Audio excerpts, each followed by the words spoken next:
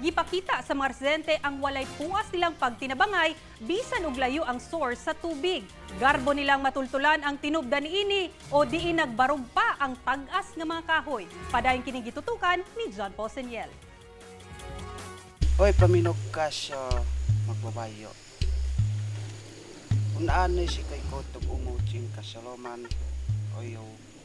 Kakoy kong panisingan kay ko no gahom og bantay matag sa bukak kanami kay. Walay aktibidad o trabaho dinhi sa katribuhang Matigsalog, Manobo o Atamanobo nga dili pagasugdan og panubad-tuban kon pag-ampo o tribal ritual. Kabahin kini sa ilang kultura aron mahangyo si Manama o ang Ginoo nga mahimong malampuson ang matagtikang sa ilang tiil. Human sa ritual, gisugda na ang konstruksyon sa intake box o catchment tank. Dinhi matigom ang tubig. Ayha mo na og pinaagi sa mga hose padulong sa ubos sa sitio sa Bangsita. Lig-on ang catchment tank. Pulidong bakal ang bukog niini. Uban sa gamayng screen, diin dinhi igapahid na lamang ang namix nga semento.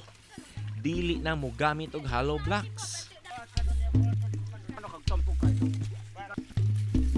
Murag wala ko nakita nga kalisod tungod sa pinakasayon kayo nga pagkatrabaho nila. Human mahulma ang catchment tank. Gitaura na kinig hose aron ini kaugma kung gahi na ang catchment tank, paawasa na kinig tubig paubos sa sentro sitio. Kaniadto, may water system dinhi ilawom sa pagpondo sa usa ka kongresista. Apan bisan tangke niini dili in taon makapondo og daghang tubig. Busa, pasalamat sila nga sa tinubdan pa lang kalidad na ang project implementation. Inubanan pa sa dagkong kahoy nga nagpalibot sa ilang watershed.